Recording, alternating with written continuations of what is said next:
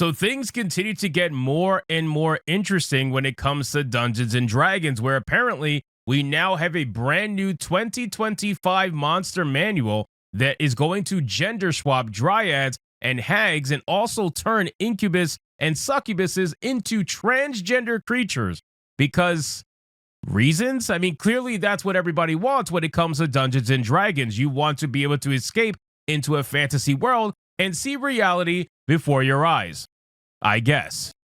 When you transition, there is something inherently appealing about being someone else. It's just a tricky aspect of early transition, and I think that's why the game has resonated so much with people that happen to be transgender.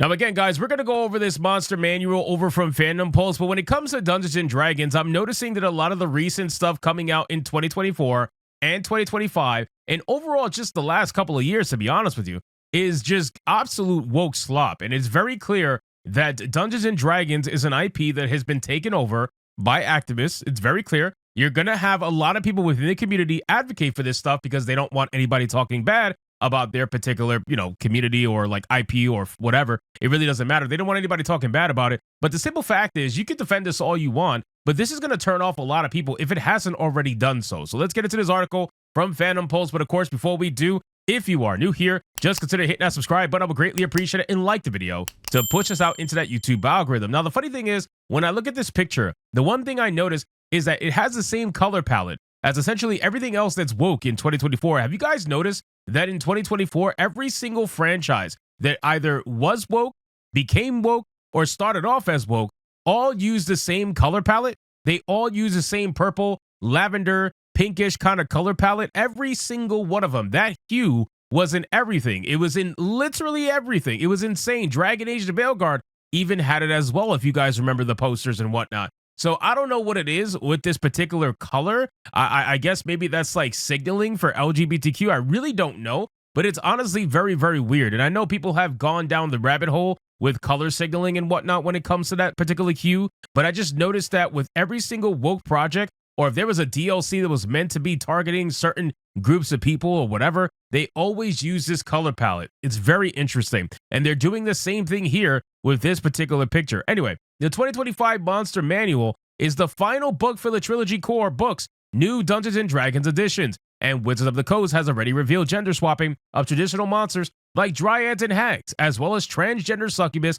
and incubus monsters in a new promotional video. With a new edition of the fantasy role-playing game, Wizards of the Coast has already courted controversy with their changes to the game by adding a diversity, equity, and inclusion agenda on top of their core rulebooks. D&D players, as a result, have been watching their beloved role-playing game of questing and fighting monsters turn into political cudgel and social conditioning tool by the Hasbro Corporation. Now, again, Hasbro, Wizards of the Coast especially, all of these companies has been going down the DEI rabbit hole for years now, and it's only coming at its apex now. Like, they're basically at the point where they are maximizing their, ESG, their DEI, all that nonsense, whatever buzzwords you want to apply to it, that's what they're doing. And it's very clear. We've seen it through all their new books that they're coming out with. We've seen it with their Mexican orcs or whatever the hell this is. I mean, as a Latino myself, I got to tell you, the last thing I wanted to see myself in was an orc, but I guess so. You know what I mean? It's like the weirdest thing. But again, I told you guys in the last video, the reason why they're going for humanizing orcs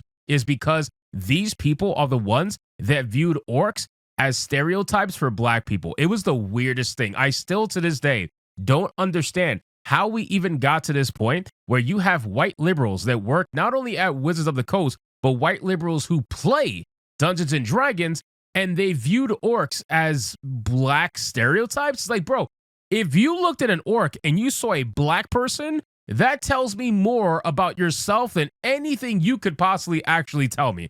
I don't need to really hear much else other than you are a complete psychopath. But that's besides the point.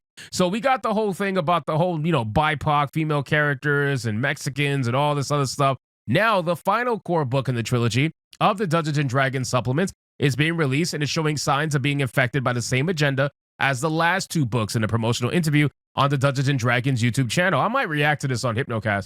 Wizards of the Coast developers Jeremy Crawford and F. Wesley Schneider gave an interview with Todd Kendrick detailing the final core rulebook of the new edition of D&D, the 2025 Monster Manual. In the introduction to the video, Kendrick says, "Tell me what's new in the new Monster Manual," to which Crawford admits everything, which is not what longtime Dungeons & Dragons wants to hear. But it gets far worse as the video goes on. Once it gets to the 47-minute mark, the designers start to reveal changes to the monsters in the game. You can see some monsters are very similar to what you saw in 2014, and in others, it's been reimagined in a variety of ways, Kendrick said. Anytime they start saying words like reimagine or remade for the modern audience, I immediately get suspicious. I don't know about you guys, but it's one way that my eyebrows get immediately raised whenever I hear something like that, because I know most likely it's going to be bad.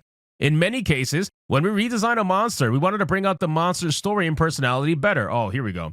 They're monsters, bro. Like, what do you mean? Anyway, they continue. Then the gender agenda crops up, as they say.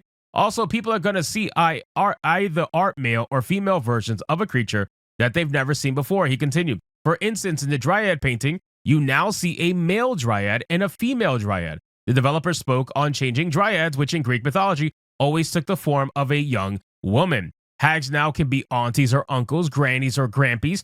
Kendrick followed up, of which the creature has always been traditionally a wizened old woman or a fairy with the appearance of an old woman. Then he gets into a transgender agenda with changes to succubus, a traditionally female creature, and incubus, a traditionally male creature, now which are now two sides of the same creature, which can swap gender at will. Kendrick said, "We've also reimagined the succubus and the incubus. Rather than having succubus and incubus indicating the gender of one monster, we've now turned them into two monsters. Each of those monsters can appear as male or female." He then got into transgender agenda with the new changes.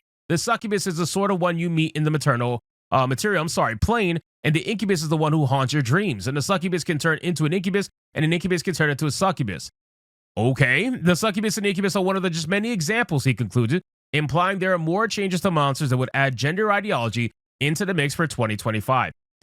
I mean, at this point, like, I know man, I don't even know where do I even begin. This is actually kind of frustrating. It's hilarious because I don't even really play D&D, and I've said that many, many times. I am just a big fan of fantasy overall, like fantasy genre, high fantasy, sci-fi, all that. I'm very big into that kind of stuff. I play a multitude of different games and take a lot of rule sets and ideas from D&D. So even though I don't play D&D directly, I still enjoy what it actually created and how it has spawned a multitude of different video games and fantasy franchises overall that take from that particular rule set or take from that particular idea. So the idea of a succubus now being turned into a male is very odd to me, and they're going to continue to do this through and through multiple different facets of monsters. And at this point now, they're trying to make everything androgynous. That's what's really annoying to me, right? You're taking away what makes certain things special by trying to make it androgynous for everybody to see themselves in it, which again, why the fuck are you going to play D&D to see yourself is beyond me. But there are people out there that supposedly are like that, and this is who they're catering to by allowing you to be a male succubus. And you can very clearly see in this picture, I mean, this is transcoded in my opinion. There's no doubt about it, but that's besides the point. It very much looks like a fucking drag queen. But still, at this point, Dungeons & Dragons, I feel like, is 100% fucked. And I understand there's always going to be fans of that. I totally get it. And I'm not taking that away from you guys. I always treat you as adults. You can do what you want to do. You can spend your money how you want to spend it. You can spend your time how you want to spend it. But the amount of comments that I get from people who are saying that they're over this shit and that they just stick to the original older rule sets is crazy. There is a crazy amount of comments that say that. And of course, I get a couple hater comments every now and then that are like, "Oh, what do you care? It doesn't matter. None of this matters." Yeah, you keep playing this game for decades and you keep trying to convince me that it doesn't matter. Okay, says the person playing the game for fucking years. Okay, clearly it matters. But anyway, that's besides the point. They are going to continue to do this. There's no doubt about it. Wizards of the Coast and the Hasbro Corporation are just one fucking cog in the overall machine that's called DEI these days. And the product basically speaks for itself. At this point, there's really not much more to say. Let the product speak for itself. So anyway, guys, thank you so much for watching this video. I hope you did enjoy it. If you did, consider leaving me a subscribe. I would greatly appreciate if you get to like the video, comment, let me know what you thought, and I'll see you guys on the next one. Hypnotic out.